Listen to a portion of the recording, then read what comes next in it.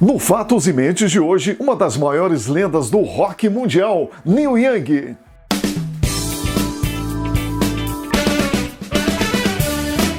Estamos de volta com Fatos e Mentes, o seu canal semanal de conhecimento, cultura e entretenimento. Se você ainda não é inscrito em nosso canal, aproveite agora, faça sua inscrição, ative o sininho para receber as novidades e não esqueça de deixar o seu comentário. Uma das maiores lendas do rock mundial, a partir de agora, aqui no Fatos e Mentes, Neil Young. O cantor, compositor e guitarrista canadense nasceu em Toronto no dia 12 de novembro de 1945. É considerado por muitos um dos músicos mais influentes de todos os tempos. A carreira de Neil Young iniciou-se integrando o grupo Minor Beards, do qual também fazia parte o cantor Rick James, mas pouco tempo depois da banda assinar com a gravadora Motown e gravar o primeiro disco, James foi preso por deserção, abandono de cargo militar na reserva da Marinha dos Estados Unidos. Filho de Scott Young, um escritor que publicou mais de 30 livros na sua carreira, sendo considerado um ícone nacional no Canadá. O pai de Neil se separou e o deixou com sua mãe quando tinha 12 anos. Mais tarde se mudou para Winnipeg, Canadá, onde formou a sua primeira banda, o The Jades. Durante sua infância, no verão de 1951, então com 6 anos de idade, contraiu poliomielite e quase morreu. Quando voltou para a casa do hospital, Neil teve que aprender a andar novamente. Bob Young, irmão de Neil, diz: "Lembro-me dele tentando passar de um cômodo para outro pendurado nos móveis para manter o equilíbrio." Em sua biografia, Neil fala que andar foi muito difícil por um tempo e a sua coluna doía muito. Na frente de sua casa tinha uma placa que dizia poliomielite, avisava as pessoas para não entrarem na casa. Durante um bom tempo ninguém queria ficar perto de mim. As crianças da vizinhança mantinham distância e quando corriam pela rua eu não conseguia alcançá-las. Além da polio, tive difteria, sarampo e depois epilepsia. Na sua adolescência, Young admirava Chuck Berry e Little Richard e adorava assisti-los na televisão. Também era fã incondicional de Elvis Presley. Aos 18 anos, comprou um carro funerário para a banda Squires, tendo bom espaço para colocar os equipamentos. A banda tocava nas carrocerias de caminhão, escolas, boates e até em disputa de luta greco-romana. Às vezes o cachê era de $5 para dividir entre os componentes da banda. No início, quem mais incentivava seus dotes musicais era a sua mãe. Pode dizer que a sua primeira fã foi a sua própria mãe. Young tinha uma namorada que se chamava Penny Smith. Sempre quando ele ia à sua casa com o carro funerário, a vizinhança achava que alguém tinha morrido.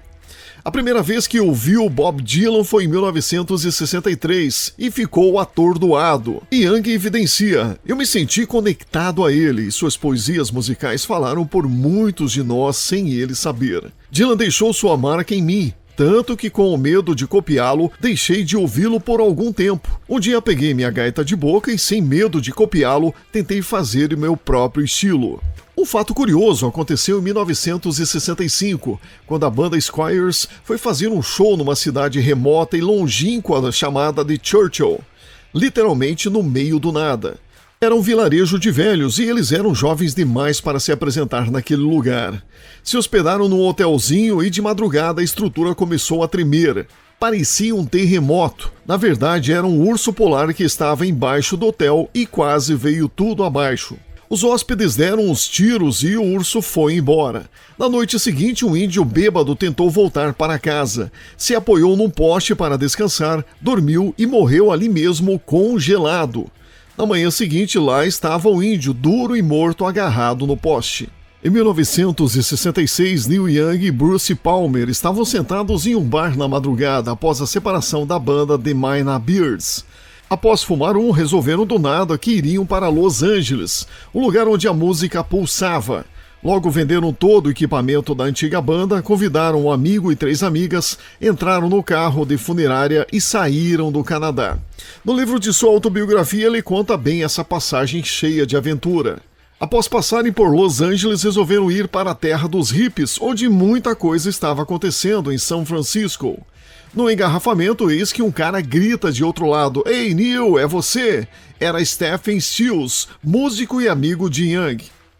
Logo surgiria a banda Buffalo Springfield, na inspiração de um grande rolo compressor estacionado do outro lado da rua. Por um tempo, Neil dormia num quartinho pequeno com todos os equipamentos da banda e se reuniam à noite para fazer um lanche, sendo a única refeição do dia.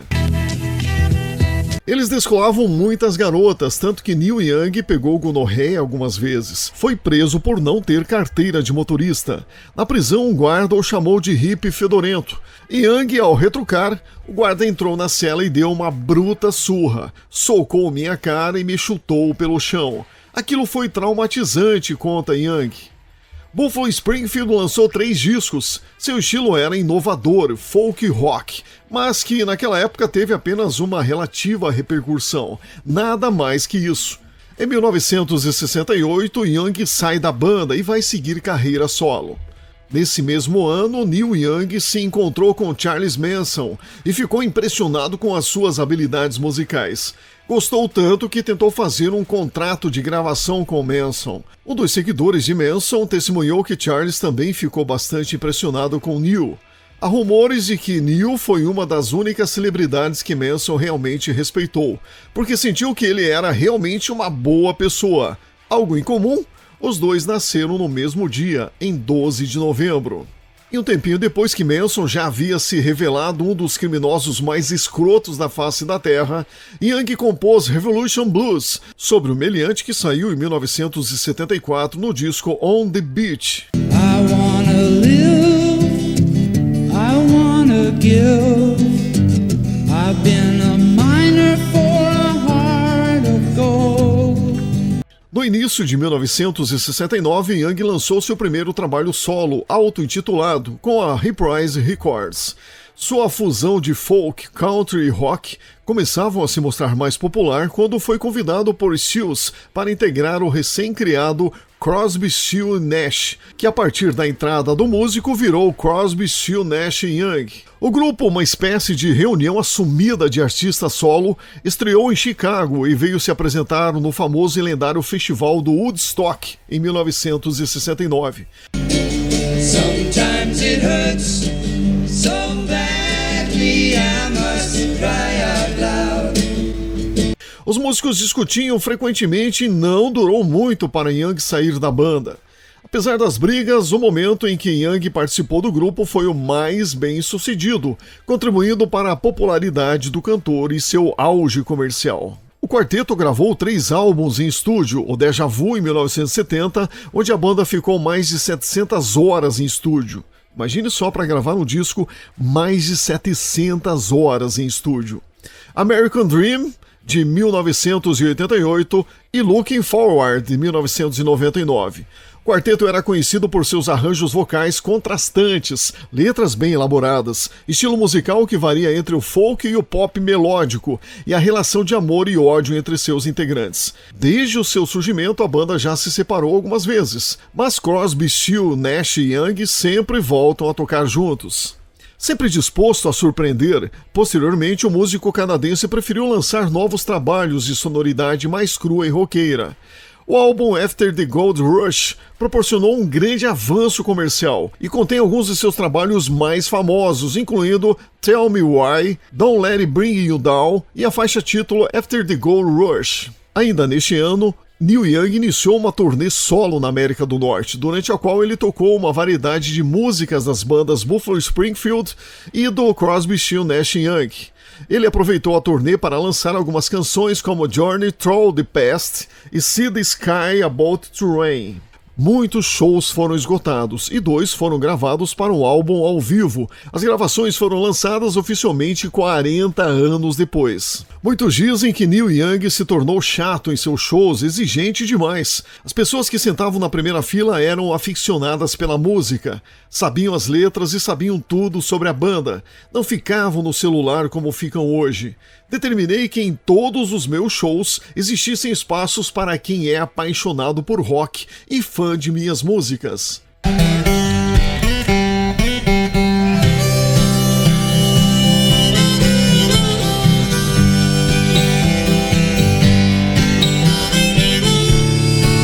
Seu quarto álbum, Havers, foi lançado em 1972, também pela Reprise Records. O disco liderou a Billboard por 2 semanas seguintes e gerou 2 hits de maior sucesso, Old Man e Golden Heart. Ainda em 1972, o músico, com depressão pela morte de 2 grandes amigos, se envolve de vez com muitas drogas e álcool para amenizar a dor.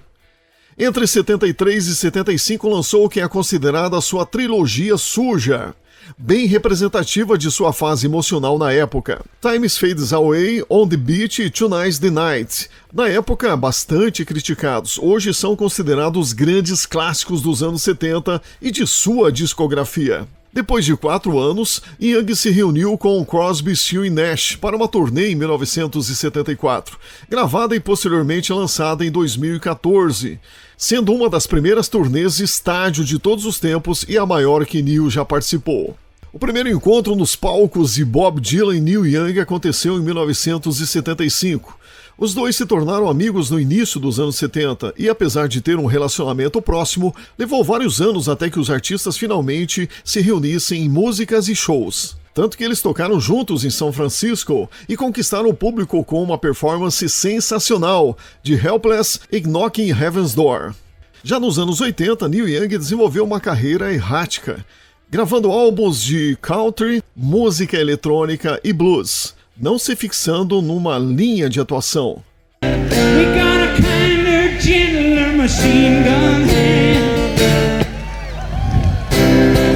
O álbum Freedom, de 1989, o recoloca em evidência, depois de um período de obscuridade, e marca uma retomada bem-sucedida na carreira.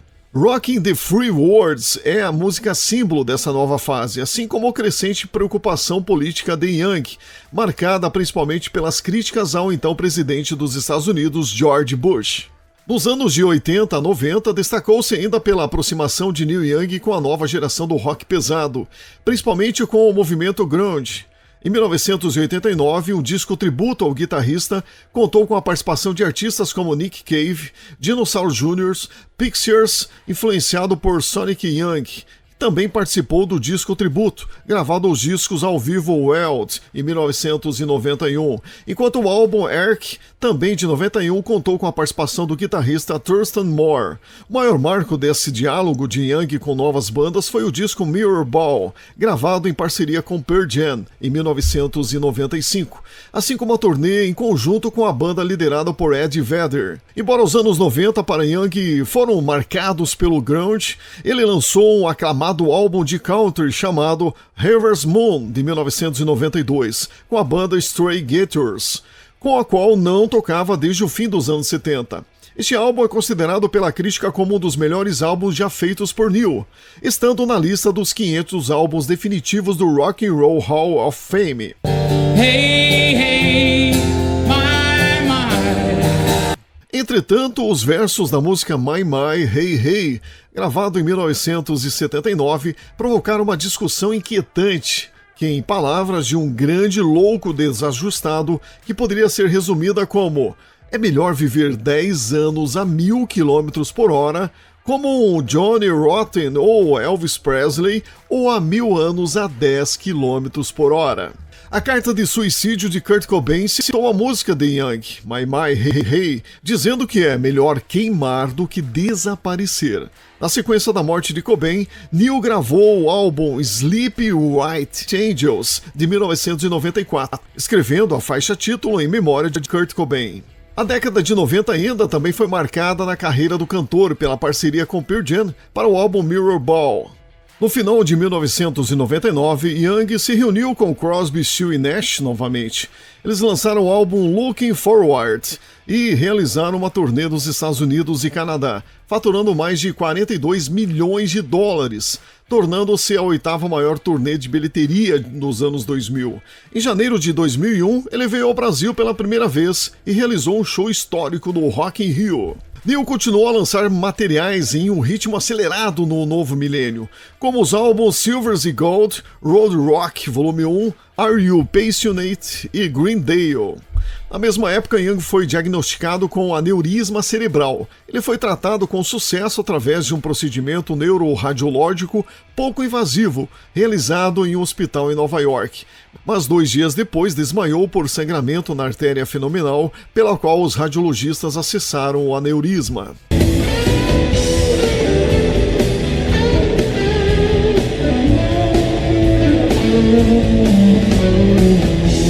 Em 2006, o artista lançou Live in Right War, um álbum de protesto quanto ao sofrimento causado pelas guerras, em específico a invasão do Iraque pelos Estados Unidos. O artista politicamente engajado também é um ativista ambiental, o que reflete em muitas de suas músicas. Sobre suas canções, Young diz que a maioria de suas composições foram feitas sob efeito de drogas. Isso fazia eu entrar para esquecer a realidade do meu mundo e deslizar para o outro mundo, o universo da música, onde todas as melodias e as palavras se juntavam de modo aleatório e refletido como uma dádiva. Sempre afirmei que pensar é a pior coisa na hora de compor. E agora gostaria de saber como voltar à música sem estar drogado. Meu cérebro tem um monte de coisas a mais que só dá para ver numa ressonância magnética. Não sei o que é, mas conheço a história do meu pai. Ele era escritor e ficou doido, demente. Que diabo era aquela porra nevoenta no meu cérebro? Gostaria de nunca ter visto aquela merda. De qualquer modo, sempre me aconselharam a parar de fumar maconha e eu parei. Na verdade, escrevi esse maldito livro inteiro, direto, sem qualquer baseado. Esse é Neil Young. Not a role model. What are you? I'm just me. What can we look for in the future in terms of Bob Dylan? I'm gonna let Neil answer that. Just more of the same, man. More of the same, you know? Recentemente, o músico canadense vendeu 50% dos direitos autorais de todas as suas canções para a empresa Hipgnosis, através da negociação de 1.180 faixas. O acordo custou cerca de 150 milhões de dólares, aproximadamente 802 milhões de reais. Como Neil Young ainda ficou com a outra metade do bolo, ele também terá interesse na difusão de suas canções pelo mundo para que elas continuem rendendo royalties na forma de execuções em diferentes mídias. Sendo assim, deve trabalhar junto com a empresa para divulgar as canções lançadas, tanto em carreira solo quanto em projetos, como as de Buffalo Springfield e Crosby, Stills, Nash Young. Pelo menos até hoje, Neil sempre fazia críticas a plataformas de streaming, criando maneiras próprias de divulgar seus sons em arquivos de melhor qualidade. Com o acordo, isso pode mudar. Neil tem 3 filhos, Zach, Ben e Amber Jan. Ben nasceu com paralisia cerebral e é tetraplégico, e a sua filha Amber Jan tem epilepsia. Isso levou ele e sua ex-esposa Peggy a financiar organizações que ajudam crianças com deficiências físicas. Ao escrever sua autobiografia, Neil Young vê em sua mente tantas pessoas que já morreram. Mas nem é bom ficar pensando nisso, segundo ele. Não existe revisão ortográfica para a vida. Existe apenas o vento soprando hoje e sou parte dele. Quero fazer a diferença e, acima de tudo, quero ser uma pessoa boa daqui para frente. Não posso mudar o passado. SWU. It starts with you. It's very simple. That's why I'm going to be there. I'm going to be there to talk about what you can do to make the planet a better place, how we can work together to make a difference to help the planet, things you can do to assist the general movement towards saving planet Earth. We will be there talking about this, and we'll be discussing it with you and your friends, and we'll have a panel of people that are all interested in talking about it. And it's all going to be at the big festival in Brazil. I'll be there on my birthday, as a matter of fact. I'll be there. So that shows how committed I am to coming down to be in Brazil. But it starts with you. Você acompanhou no Fatos e Mentes de hoje um pouco da história desse ícone do rock mundial, Neil Young. Fatos e Mentes vai ficando por aqui e a gente se encontra no próximo episódio. Até lá!